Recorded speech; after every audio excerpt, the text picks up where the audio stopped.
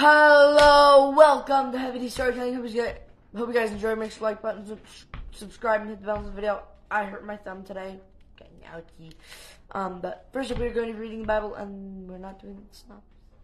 I think we're doing the synopsis. We're going to be doing the synopsis. Need some intel. Then you're going to be reading Great Expectations. This is the 6th chapter? No, 6th episode. 6th episode. We're doing 2 chapters a night. Alright. This is the 6th episode. Hope you guys enjoyed. That's going to come up right now. Hello, my friends. How are you? It's so good to see you tonight. We're going to be reading from John chapter 6. Then we're going to be reading 11 and 12 from volume 1 of Great Expectations. We're going to have to do a threefer, but that's not going to be today. I think it's going to be tomorrow. Or not tomorrow, but necessarily, but the next episode.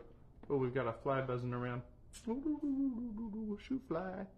Don't bother me. Oh, let me. Oh, I did do that. Okay. Hi. Okay. Here is John chapter 6. This is the English Standard Version. Let me begin.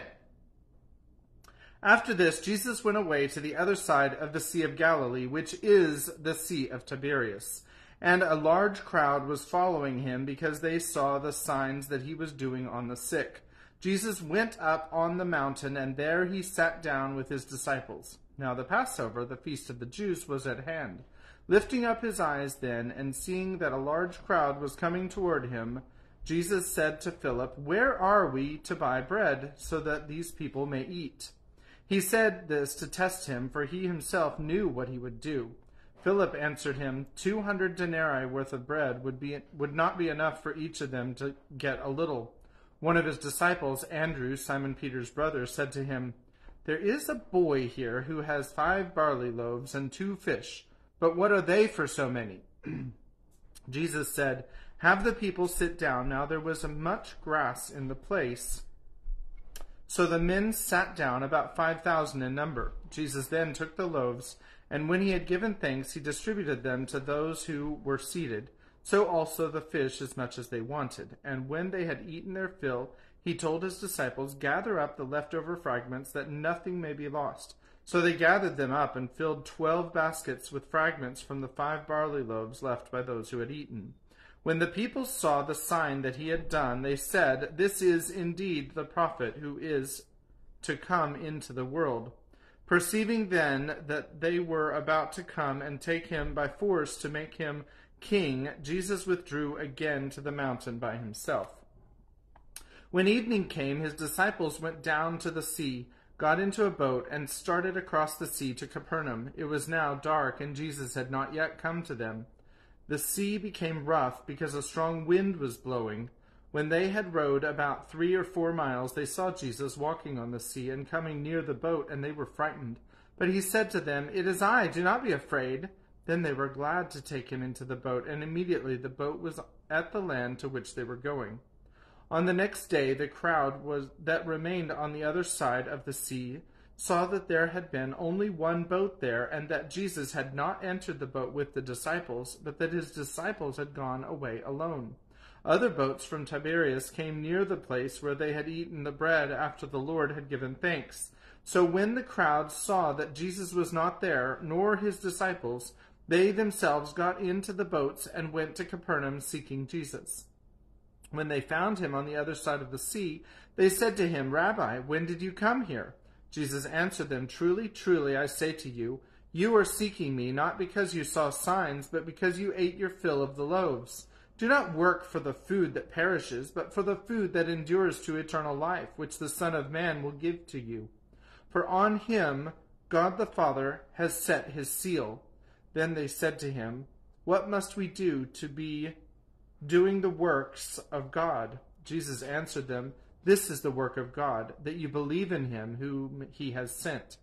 So they said to him, "Then what sign do you do that we may see and believe you?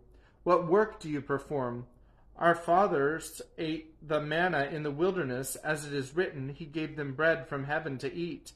Jesus then said to them, "Truly, truly, I say to you, it was not Moses who gave you the bread from heaven, but my Father gives you the true bread from heaven. For the bread of God is he who comes down from heaven and gives life to the world." They said to him, Sir, give us this bread always.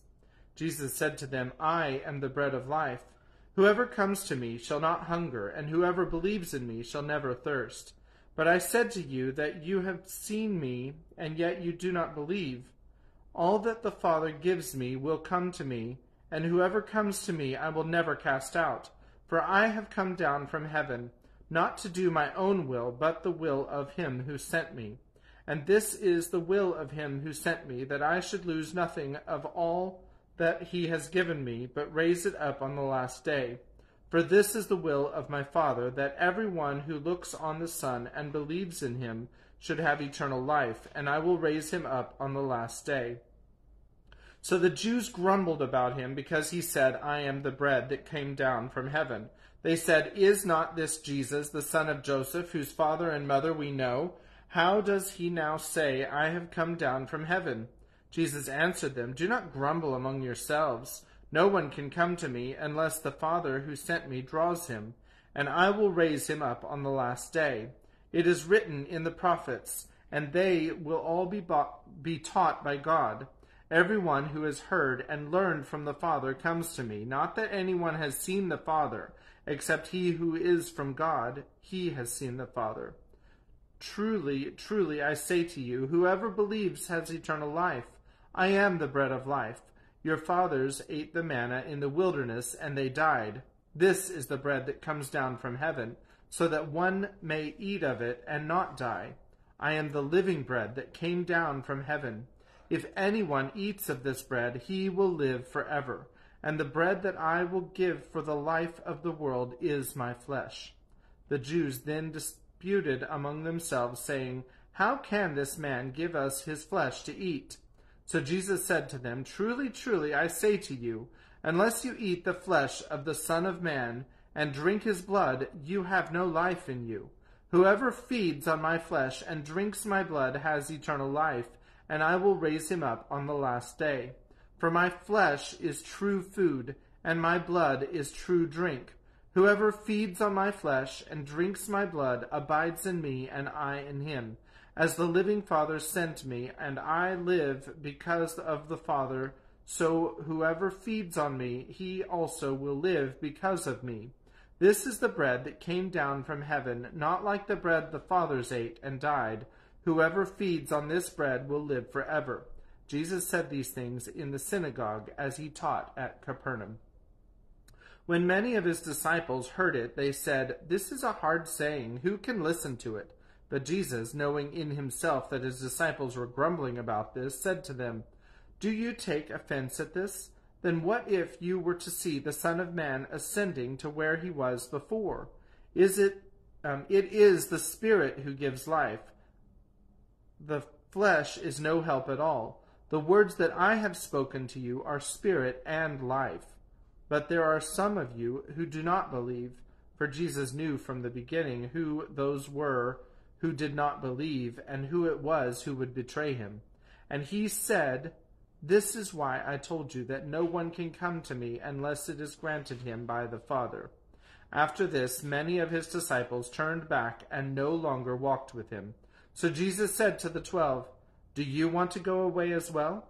Simon Peter answered him, Lord, to whom shall we go?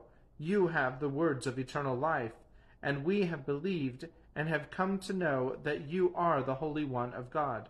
Jesus answered them, Did I not choose you, the 12, and yet one of you is a devil? He spoke of Judas, the son of Simon Iscariot, for he, one of the 12, was going to betray him. That is the end of chapter 6, and that leaves on a little bit of a cliffhanger. Bum, bum, bum, if you don't know the story. I think most people watching this probably know the story that is coming along. All right, so we are on chapter 11 of Great Expectations. In the last chapter, Pip went home. He told the truth, and he said everything that ever happened when he was with Miss Havisham and Miss Estella, and they all lived happily ever after. There, see, I didn't kill anybody this time. But here's Kimmy to say what really happened. Huh. Wow, that's gotta be like the first time. The first time this whole week. The whole past week he hasn't killed anybody.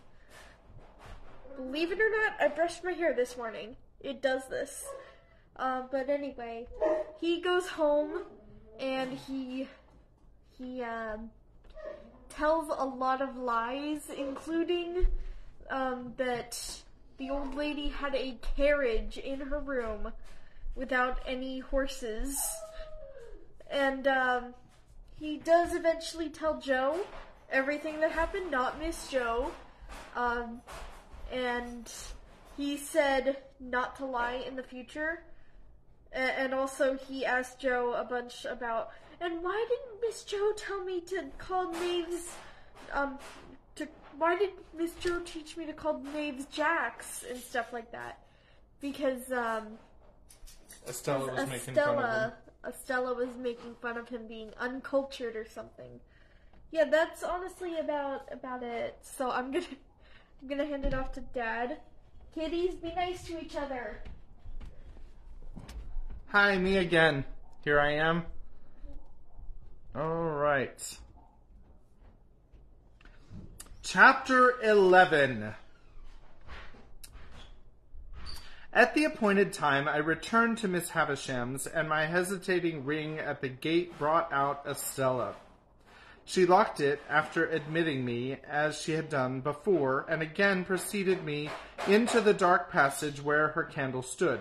She took no notice of me until she had the candle in her hand, when she looked over her shoulder, superciliously saying, "You are to come this way today," and took me to quite another part of the house. The passage was a long one, and seemed to pervade the whole square basement of the manor house.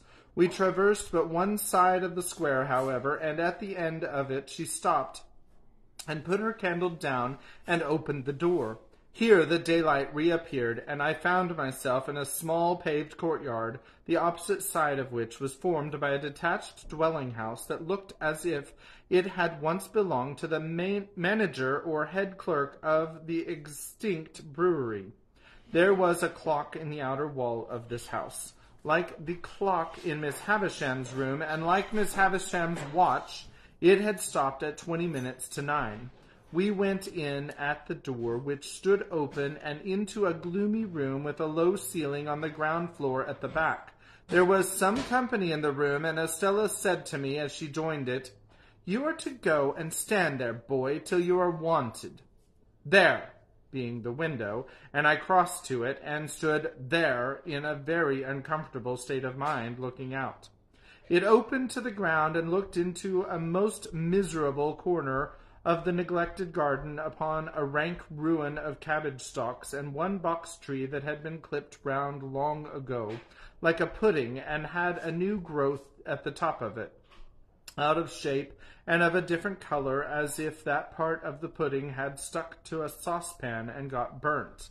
This was my homely thought as I contemplated the box tree. There had been some light snow overnight, and it lay nowhere else to my knowledge, but it had not quite melted from the cold shadow of this bit of garden, and the wind caught it up in little eddies and threw it at the window, as if it pelted me for coming there. I divined that my coming had stopped conversation in the room, and that its other occupants were looking at me. I could see nothing of the room except the shining of the fire in the window-glass, but I stiffened in all my joints with the consciousness that I was under close inspection. There were 3 ladies in the room, and 1 gentleman. Before I had been standing at the window 5 minutes, they somehow conveyed to me that they were all toadies and humbugs, but that each of them pretended not to know that the others were toadies and humbugs, because the admission that he or she did know it would have made him or her out to be a toady or a humbug. They all had a listless and dreary air, and waiting somebody's pleasure, and the most talkative of the ladies had to speak quite rigidly to repress a yawn. This lady, whose name was Camilla, very much reminded me of my sister, with the difference that she was older, and, as I found when I caught sight of her, of a blunter cast of features. Indeed, when I knew her better, I began to think it was a mercy she had any features at all, so very blank and high was the dead wall of her face. Poor dear soul, said this lady, with an abruptness of manner quite like my sister's. Abruptness of manner quite my sister's. Nobody's enemy but his own. It would be much more commendable to be somebody else's enemy, said the gentleman, far more natural. Cousin Raymond, observed another lady, we are to love our neighbor. Sarah Pocket, returned Cousin Raymond. If a man is not his own neighbor, who is? Miss Pocket laughed, and Camilla laughed, and said, checking a yawn, the idea! But I thought they seemed to think it rather a good idea, too. The other lady, who had not spoken yet, said gravely and emphatically, very true. Poor soul, Camilla presently went on. I knew they had all been looking at me in the meantime. He is so very strange. Would anyone believe that when Tom's wife died, he actually could not be induced to see the importance of the children's having the deepest of trimmings to their mourning? Goodness, said he, Camilla, what can it signify so long as the poor bereaved little things are in black? So like Matthew, the idea. Good points in him, said Cousin Raymond. Heaven forbid I should deny good points in him, but he never had, and he never will have, any sense of the proprieties. You know I was obliged, said Camilla. I was obliged to be firm. I said it will not do for the credit of the family. I told him that, without deep trimmings, the family was disgraced. I cried about it from breakfast till dinner. I endured my digestion. And at last he flung out in his violent way, and said with a D, then do as you like. Thank goodness it will always be a consolation to me to know that I instantly went on in pouring rain and bought the things. He paid for them, did he not? asked Estella. It's not the question, my dear child, who paid for them, returned Camilla. I bought them, and I shall often think of that with peace when I wake up in the night. The ringing of a distant bell, combined with the echoing of some cry or call along the passage by which I had come, interrupted the conversation, and caused Estella to say to me, Now, boy! On my turning round, they all looked at me with the utmost contempt, and, as I went out, I heard Sarah Pocket say, Well, I am sure! What next? And Camilla add, with indignation, Was there ever such a fancy? The idea! As we were going with our candle along the dark passage, Estella stopped all of a sudden, and, facing round, said in her taunting manner, with her face quite close to mine, Well? Well, miss, I answered, almost falling over her and checking myself. She stood looking at me, and, of course, I stood looking at her. Am I pretty?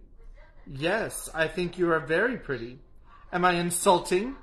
Not so much as you were last time, said I. Not so much so? No.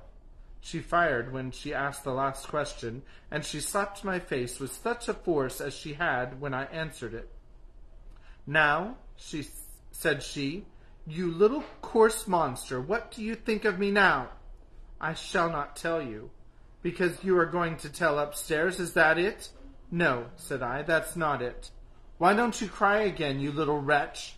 Because I'll never cry for you again, said I, which was, I suppose, as false a declaration as ever was made, for I was inwardly crying for her then, and I know what I know of pain she cost me afterwards.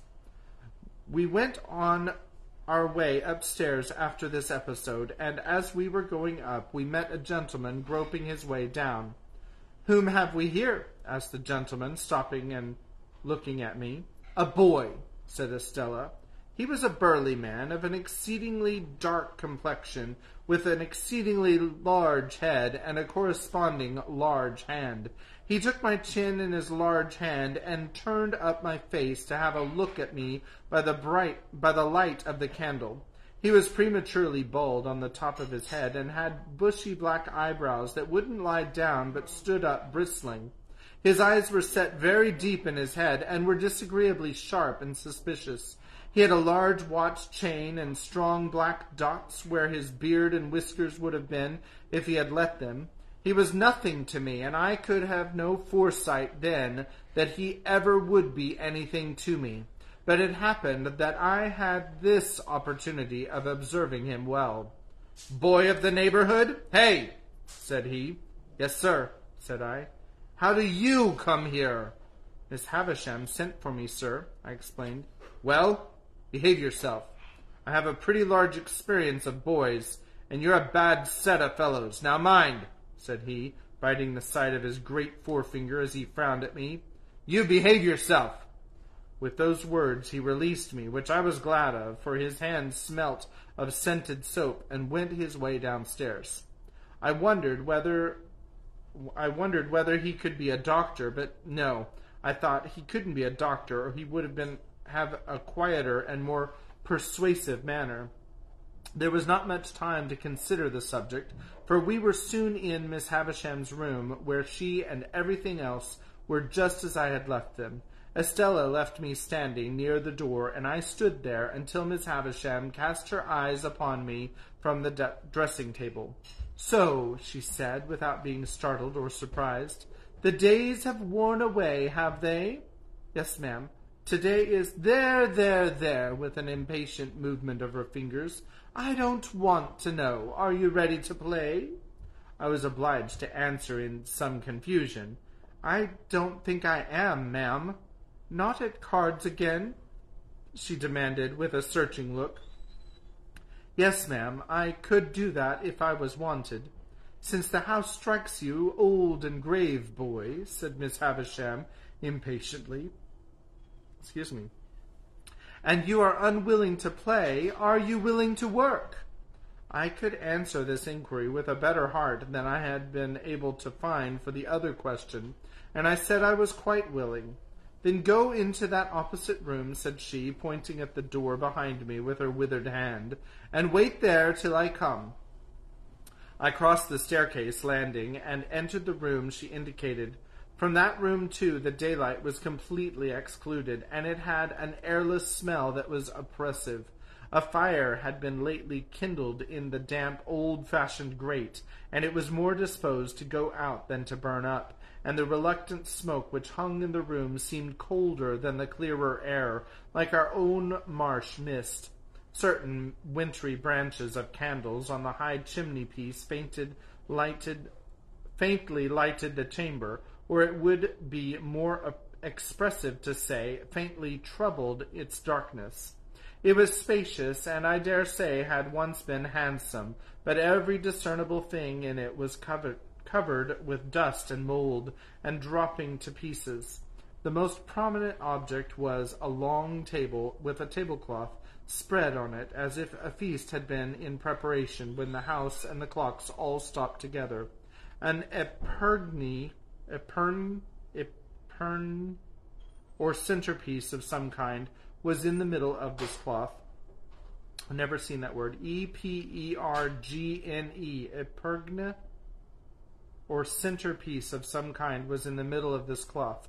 It was so heavily overhung with cobwebs that its form was quite undistinguishable, and as I looked along the yellow expanse out of which I remember it seeming to grow like a black fungus, I saw speckle-legged spiders with blotchy bodies running home to it, and running out from it, as if some circumstances of the greatest public importance had just transpired in the spider community. I heard the mice, too, rattling behind the panels, as if the same occurrence were important to their interests.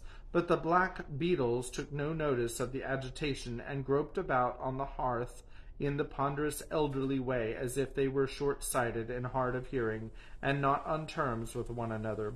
These crawling things had fascinated my attention, and I was watching them from a distance when Miss Havisham laid a hand upon my shoulder. In her other hand she had a crutch-headed stick, on which she leaned, and she looked like the witch of the place. "This," she said, pointing to the long table with her stick, "is where I will be laid when I am dead. They shall come and look at me here." With some vague misgiving that she might get upon the table then and there and die at once, the complete realization of the ghastly waxwork at the fair, I shrank under her touch. "What do you think that is?" she asked me, again pointing with her stick. "That, where those cobwebs are. I can't guess what it is, ma'am." "It's a great cake, a bride cake, mine." She looked all round the room in a glaring manner, and then said, leaning on me, while her hand twitched my shoulder, "Come, come, come, walk me, walk me." I made out from this that the work I had to do was to walk Miss Havisham round and round the room.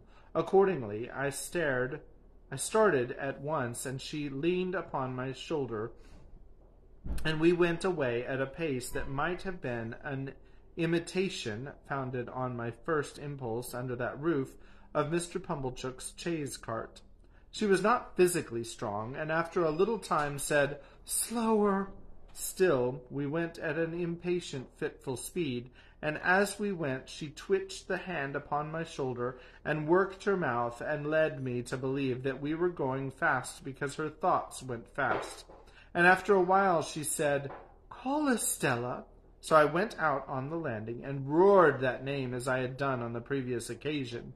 When her light appeared, I returned to Miss Havisham, and we started away again around and round the room.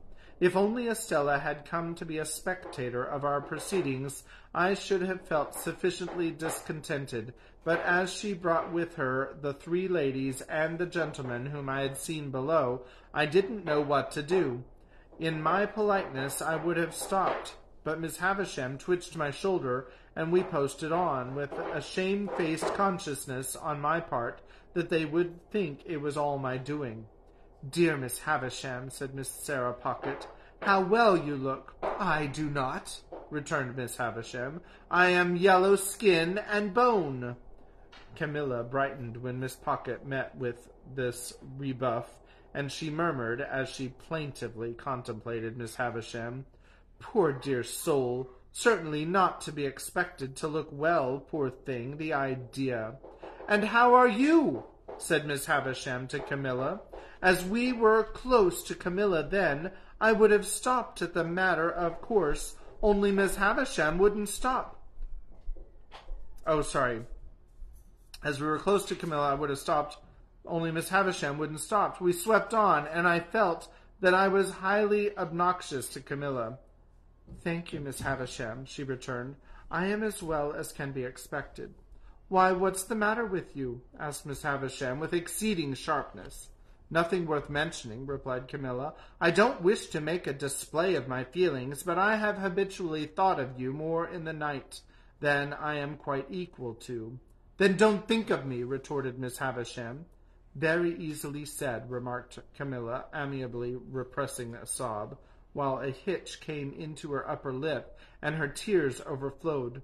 "Raymond is a witness what ginger and sal volatile I am obliged to take in the night. Raymond is a witness what nervous jerkings I have in my legs. Chokings and nervous jerkings, however, are nothing new to me when I think with anxiety of those I love. If I could be less affectionate and sensitive, I should have a better digestion and an iron set of nerves. I am sure I wish it could be so. But as to not thinking of you in the night, the idea—" Here a burst of tears. "The Raymond referred to I understood to be the gentleman present, and him I understood to be Mr. Camilla." He came to the rescue at this point, and said in a consolatory and complimentary voice, "Camilla, my dear, it is well known that your family feelings are gradually undermining you to the extent of making one of your legs shorter than the other." "I am not aware," observed the grave lady, whose voice I had heard but once, "that to think of any person is to make a great claim upon that person, my dear." Miss Sarah Pocket, whom I now saw to be a little dry, brown, corrugated old woman with a small face that might have been made of walnut shells, and a large mouth like a cat's without the whiskers, supported this position by saying, "No, indeed, my dear. Thinking it easy enough," said the grave lady. "What is easier, you know," assented Miss Sarah Pocket. "Oh, yes, yes," cried Camilla, whose fermenting feelings appeared to rise from her legs to her bosom. "It's all very true. It's a weakness to be so affectionate, but I can't help it. No doubt my health would be much better if it was otherwise. Still, I wouldn't change my disposition if I could. It's the cause of much suffering, but it's a consolation to know I possess it. When I wake up in the night—" Here another burst of feeling. Miss Havisham and I had never stopped all this time, but kept going round and round the room, now brushing against the skirts of the visitors, now giving them the whole length of the dismal chamber. "There's Matthew," said Camilla, "never mixing with any natural ties, never coming here to see how Miss Havisham is. I have taken to the sofa with my staylace cut, and have lain there hours insensible, with my head over the side, and my hair all down, and my feet I don't know where." "Much higher than your head, my love," said Mr. Camilla. "I have gone off into that state hours and hours on account of Matthew's strange and inexplicable conduct, and nobody has thanked me." "Really, I must say I should think not," interposed the grave lady. "You see, my dears," added Miss Sarah Pocket, a blandly vicious personage, "the question to put to yourself is, who did you expect to thank you, my love?" "Without expecting any thanks or anything of the sort," resumed Camilla, "I have remained in that state hours and hours, and Raymond is a witness of the extent to which I have choked, and what the total inefficiency of Ginger has been. And I have been heard at the pianoforte's tuners across the street, where the poor mistaken children have even supposed it to be pigeons cooing at a distance, and now to be told—" Here Camilla put her hand to her throat and began to be quite chemical as to the formation of new combinations there. When this same Matthew was mentioned, Miss Havisham stopped me herself and stood looking at the speaker. This change had a great influence in bringing Camilla's chemistry to a sudden end. "Matthew will come and see me at last," said Miss Havisham sternly, "when I am laid on that table. That will be his place, there," striking the table with her stick, "at my head. And yours will be there, and your husband's there, and Sarah Pocket's there, and Georgiana's there. Now you all know where to take your stations when you come to feast upon me. And now go!"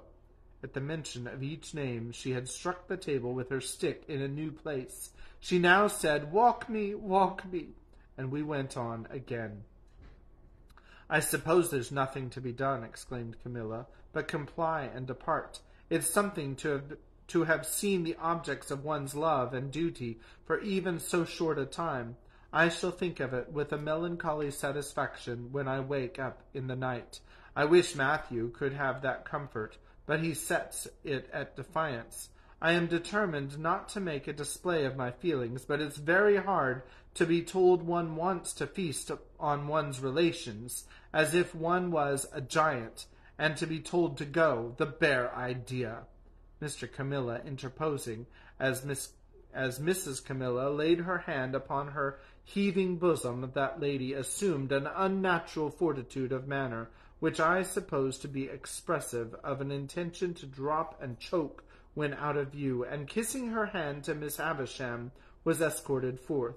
Sarah Pocket and Georgiana contented who should remain last, but Sarah was too knowing to be outdone, and ambled round Georgiana with that artful slipperiness that the latter was obliged to take precedence. Sarah Pocket then made her separate effect of departing with, "Bless you, Miss Havisham, dear," and with a smile of forgiving pity on her walnut-shell countenance for the weakness of the rest. While Estella was away lighting them down, Miss Havisham... Sorry, that's 2 pages. No, it's not. Okay. Miss Havisham still walked with her hand on my shoulder, but more and more slowly. At last she stopped before the fire and said, after muttering and looking at it some seconds, "This is my birthday, Pip." I was going to wish her many happy returns when she lifted her stick. "I don't suffer it to be spoken of. I don't suffer those who were here just now, or anyone to speak of it. They come here on the day, but they dare not refer to it." Of course, I made no further effort to refer to it. "On this day of the year, long before you were born, this heap of decay," stabbing with her crutch stick at the pile of cobwebs on the table, but not touching it, "was brought here. It and I have worn away together. The mice have gnawed at it, and sharper teeth than teeth of mice have gnawed at me." She held the head of her stick against her heart as she stood looking at the table. She in her once white dress, all yellow and withered, the once white cloth all yellow and withered, everything around in a state to crumble under a touch. "When the ruin is complete," said she with a ghastly look, "and when they lay me dead in my bride's dress on the bride's table, which shall be done, and which will be the finished curse upon him, so much the better if it is done on this day." She stood looking at the table as if she stood looking at her own figure lying there. I remained quiet. Estella returned, and she too remained quiet. It seemed to me that we continued thus for a long time. In the heavy air of the room and the heavy darkness that brooded in the remoter corners, I even had an alarming fancy that Estella and I might presently begin to decay. At length, not coming out of her distraught state by degrees, but in an instant, Miss Havisham said, "Let me see you two play cards. Why have you not begun?" With that, we returned to her room and sat down as before. I was beggared as before, and again, as before, Miss Havisham watched us all the time, directed my attention to Estella's beauty, and made me notice it the more by trying her jewels on Estella's breast and hair. Estella, for her part, likewise treated me as before, except that she did not condescend to speak. When we had played some half-dozen games, a day was appointed for my return, and I was taken down into the yard to be fed in the former dog-like manner. There, too, I was again left to wander about as I liked. It was not too much to the purpose whether a gate in that garden wall, which I had scrambled up to peep over on the last occasion, was, on that last occasion, open or shut. Enough that I saw no gate then, and that I saw one now. As it stood open, and as I knew that Estella had let the visitors out, for she had returned with the keys in her hand, I strolled into the garden and strolled all over it. It was quite a wilderness, and there were old melon frames and cucumber frames in it, which seemed in their decline to have produced a spontaneous growth of weak attempts at pieces of old hats and boots, with now and then a weedy offshoot into the likeness of a battered saucepan. When I had exhausted the garden and a greenhouse with nothing in it but a fallen-down grapevine and some bottles, I found myself in the dismal corner upon which I had looked out of the window. Never questioning for a moment that the house was now empty, I looked in at another window and found myself, to my great surprise, exchanging a broad stare with a pale young gentleman with red eyelids and light hair. This pale young gentleman quickly disappeared and reappeared beside me. He had been at his books when I found myself staring at him, and I now saw that he was inky. "Hello," said he, "young fellow." Hello being a general observation, which I had usually observed to be best answered by itself, I said, "Hello," politely omitting young fellow. "Who let you in?" said he. "Miss Estella." "Who gave you leave to prowl about?" "Miss Estella." "Come and fight," said the pale gentleman. What could I do but follow him? I have often asked myself the question since, but what else could I do? His manner was so final, and I was so astonished that I followed where he led, as if I had been under a spell. "Stop a minute, though," he said, wheeling round before we had gone many paces. "I ought to give you a reason for fighting, too. There it is." In a most irritating manner, he instantly slapped his hands against one another, daintily flung one of his legs up behind him, pulled my hair, slapped his hands again, dipped his head, and butted it into my stomach. The bull-like proceeding last mentioned, besides that it was unquestionably to be regarded in the light of a liberty, was particularly disagreeable just after bread and meat. I therefore hit out at him, and was going to hit out again when he said, "Aha, would you?" and began dancing backwards and forwards in a manner quite unparalleled within my limited experience. "Laws of the game," said he. Here he skipped from his left leg on to his right. "Regular rules." Here he skipped from his right leg on to his left. "Come to the ground and go through the preliminaries." Here he dodged backwards and forwards, and did all sorts of things while I looked helplessly at him. I was secretly afraid of him when I saw him so dexterous, but I felt morally and physically convinced that his light head of hair could have had no business in the pit of my stomach, and that I had a right to consider it irrelevant when I so obtruded on my attention. Therefore I followed him without a word to a retired nook of the garden, formed by the junction of two walls and screened by some rubbish. On his asking me if I was satisfied with the ground, and on my replying yes, he begged my leave to assent himself for a moment, and quickly returned with a bottle of water and a sponge dipped in vinegar. "Available for both," he said, placing these against the wall, and then fell to pulling off not only his jacket and waistcoat, but his shirt too, in a manner at once light-hearted, businesslike, and bloodthirsty.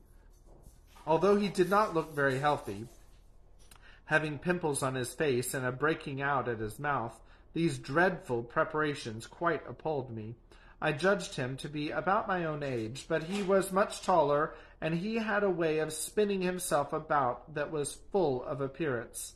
For the rest, he was a young gentleman in a grey suit, when not denuded for battle, with his elbows, knees, wrists, and heels considerably in advance of the rest of him as to development. My heart failed me when I saw him squaring at me with every demonstration of mechanical nicety, and eyeing my anatomy as if he were minutely choosing his bone. I never have been so surprised in my life as I was when I let out the first blow, and saw him lying on his back, looking up at me with a bloody nose, and his face exceedingly foreshortened. But he was on his feet directly, and after sponging himself with a great show of dexterity, began squaring again. The second greatest surprise I have ever had in my life was seeing him on his back again, looking up at me out of a black eye. His spirit inspired me with great respect. He seemed to have no strength, and he never once hit me hard, and he was always knocked down, but he would be up again in a moment, sponging himself or drinking out of the water bottle with the greatest satisfaction in seconding himself according to form, and then came at me with an air and a show that made me believe he really was going to do for me at last. He got heavily bruised, for I am sorry to record that the more I hit him, the harder I hit him, but he came up again and again and again, until at last he got a bad fall with the back of his head against the wall. Even after that crisis in our affairs, he got up and turned round and round confusedly a few times, not knowing where I was, but finally went on his knees to his sponge and threw it up, at the same time panting out, "That means you have won." He seemed so brave and innocent that although I had not proposed the contest, I felt but a gloomy satisfaction in my victory. Indeed, I go so far as to hope that I regarded myself while dressing at a species of savage young wolf or other wild beast. However, I got dressed, darkly wiping my sanguinary face at intervals, and I said, "Can I help you?" And he said, "No, thank ye." And I said, "Good afternoon," and he said, "Same to you." When I got into the courtyard, I found Estella waiting with the keys, but she neither asked me where I had been, nor why I had kept her waiting, and there was a bright flush upon her face, as though something had happened to delight her. Instead of going straight to the gate, too, she stepped back into the passage and beckoned me. "Come here. You may kiss me if you like." I kissed her cheek as she turned it to me. I think I would have gone through a great deal to kiss her cheek, but I felt that the kiss was given to the coarse common boy as a piece of money might have been, and that it was worth nothing. What with the birthday visitors, and what with the cards, and what with the fight, my stay had lasted so long that when I neared home the night on the spit of sand off the point on the marshes was gleaming against a black night sky, and Joe's furnace was flinging a path of fire across the road. Chapter 12.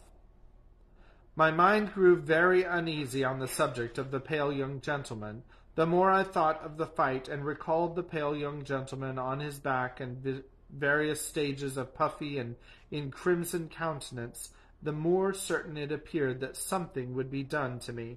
I felt that the pale young gentleman's blood was on my head, and that the law would avenge it. Without having any definite idea of the penalties I had incurred, it was clear to me that village boys could not go stalking about the country, ravaging the houses of gentlefolks and pitching into the studious youth of England, without laying themselves open to severe punishment. For some days I even kept close at home, and looked out at the kitchen door with the greatest caution and trepidation before going on an errand, lest the officers of the county jail should pounce upon me. The pale young gentleman's nose had stained my trousers, and I tried to wash out that evidence of my guilt in the dead of night. I had cut my knuckles against the pale young gentleman's teeth, and I twisted my imagination into 1,000 tangles, and I devised incredible ways of accounting for that circumstance when I should be healed before the judges. When the day came round for my return to the scene of the deed of violence, my terrors reached their height. Whether my myrmidons of justice,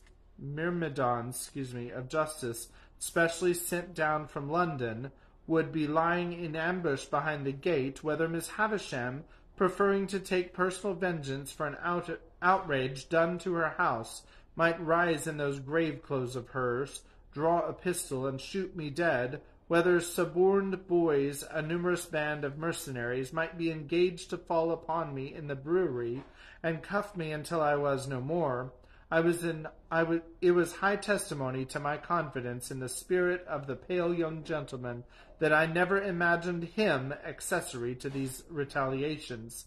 They always came into my mind as the acts of injustice relatives of his, goaded on by the state of his visage and an indignant sympathy with the family features. However, go to Miss Havisham's I must, and go I did. And behold, nothing came of the late struggle. It was not alluded to in any way, and no pale young gentleman was to be discovered on the premises. I found the same gate open, and I explored the garden, and even looked in at the windows of the detached house, but my view was suddenly stopped by the closed shutters within, and all was lifeless. Only in the corner where the combat had taken place could I detect any evidence of the young gentleman's existence. There were traces of his gore at that spot, and I covered them with garden mould from the eye of man. On the broad landing between Miss Havisham's own room and that other room in which the long table was laid out, I saw a garden chair, a light chair on wheels that you pushed from behind. It had been placed there since my last visit, and I entered that same day on a regular occupation of pushing Miss Havisham in this chair when she was tired of walking with her hand upon my shoulder. round her own room and across the landing and round the other room. Over and over and over again we would make these journeys, and sometimes they would last as long as 3 hours on a stretch. I sensibly fall into a general mention of these journeys as numerous, because it was at once settled that I should return every alternate day at noon for these purposes, and because I am now going to sum up a period of at least 8 or 10 months. As we began to be more used to one another, Miss Havisham talked more to me, and asked me such questions as what I had learnt, and what I was going to be. I told her I was going to be apprenticed to Joe, I believed, and I enlarged upon my knowing nothing and wanting to know everything, in the hope that she might offer some help toward that desirable end. But she did not. On the contrary, she seemed to prefer my being ignorant. Neither did she ever give me any money, nor anything but my daily dinner, nor any stipulate that I should be paid for my services.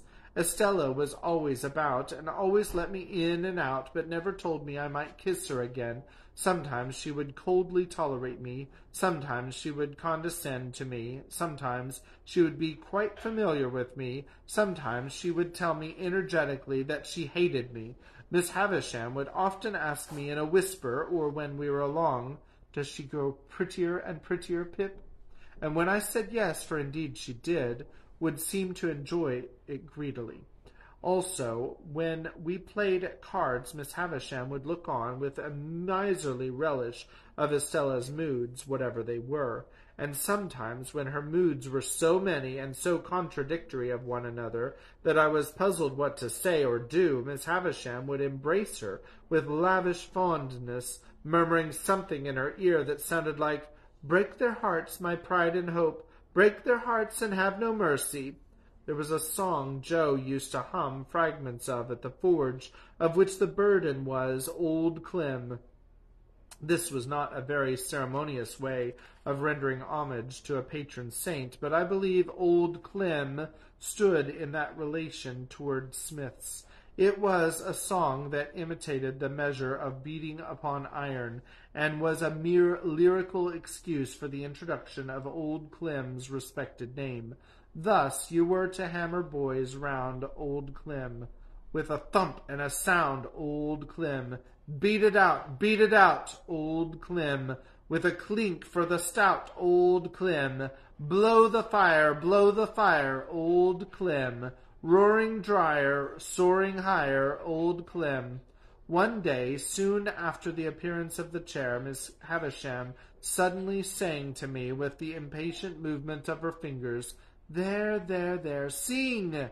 I was surprised into crooning this ditty as I pushed her over the floor. It happened so to catch her fancy that she took it up in a low, brooding voice as if she were singing in her sleep.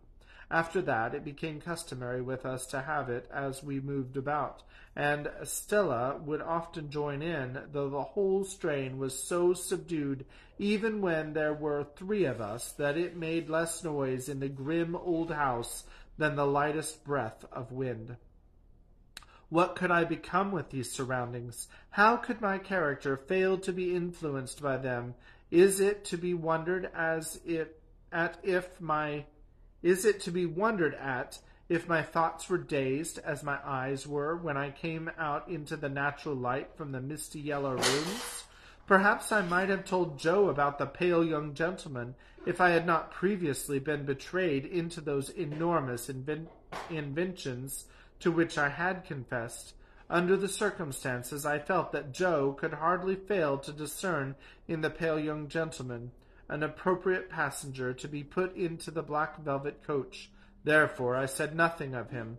Besides, that shrinking from having Miss Havisham and Estella discussed which had come upon me in the beginning grew much more potent as time went on.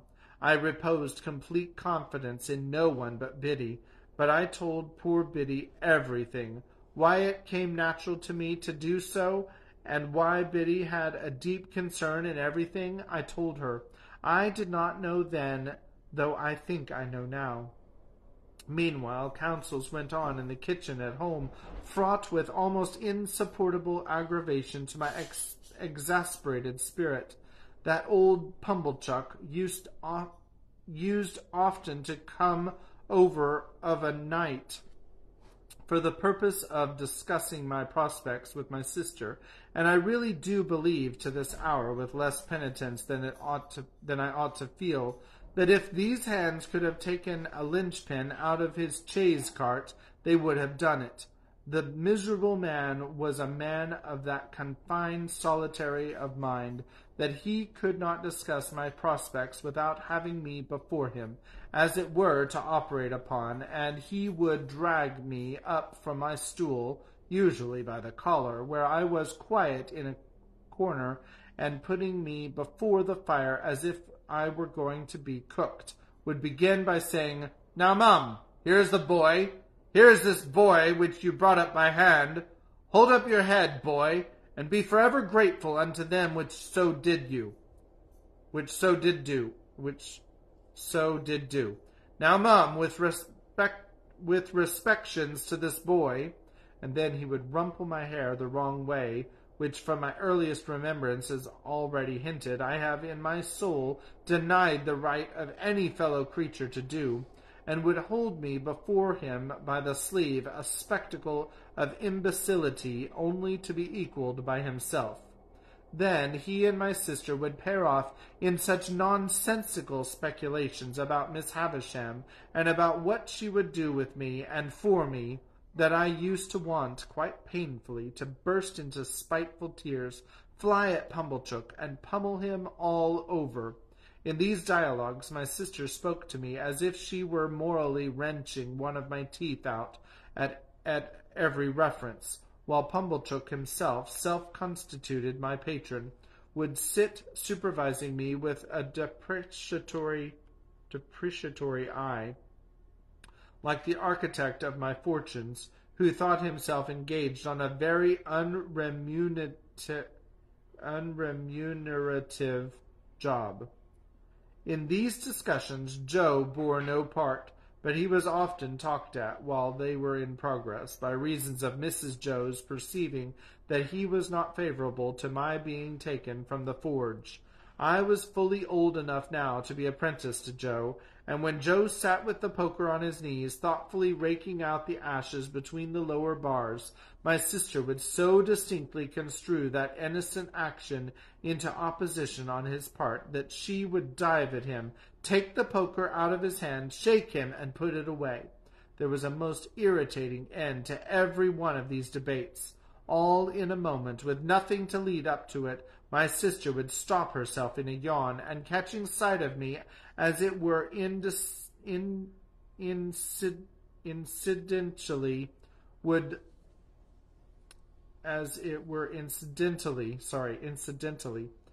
swoop upon me with, "Come, there's enough of you. You get along to bed. You've given trouble enough for one night, I hope," as if I had besought them as a favour to bother my life out. We went on in this way for a long time, and it seemed likely that we should continue to go on in this way for a long time, when one day Miss Havisham stopped short as she and I were walking, and leaning on my shoulder, and said with some displeasure, "You are growing tall, Pip." I thought it best to hint, though the medium of the meditative look, that this might be occasioned by circumstance over which I had no control. She said no more at the time, but she presently stopped and looked at me again, and presently again, and after that looked frowning and moody. On the next day of my attendance, when our usual exercise was over, and I had landed her at her dressing-table, she said she stayed me with a movement of her impatient fingers. "Tell me again the name of that blacksmith of yours." "Joe Gargery, ma'am." "Meaning the master you were to be apprenticed to?" "Yes, Miss Havisham." "You had better be apprenticed at once. Would Gargery come here with you, and bring your indentures, do you think?" I signified that I had no doubt he would take it as an honour to be asked. "Then let him come." "At any particular time, Miss Havisham?" There, there, I know nothing about times. Let him come soon, and come along with you. When I got home at night and delivered this message for Joe, my sister went on a rampage in a more alarming degree than at any previous period. She asked me and Joe whether we supposed she was doormats under our feet, and how we dared to use her so, and what company we graciously thought she was fit for. When she had exhausted a torrent of such inquiries, she threw a candlestick at Joe, burst into a loud sobbing, got out the dustpan, which was always a very bad sign, put on her coarse apron, and began cleaning up to a terrible extent. Not satisfied with a dry cleaning, she took to a pail and scrubbing brush and cleaned us out of house and home, so that we stood shivering in the backyard. It was 10 o'clock at night before we ventured to creep in again, and then she asked Joe why he hadn't married a negress slave at once. Joe offered no answer, poor fellow, but stood feeling his whisker and looking dejectedly at me, as if he thought it really might have been a better speculation. And the next chapter is chapter 13. The first word is it. I hope you're enjoying the story. I know this one's a little bit wordy but it's all going to make sense later on. So I hope you're enjoying it. God bless you. We'll see you next time. Thank you. Bye.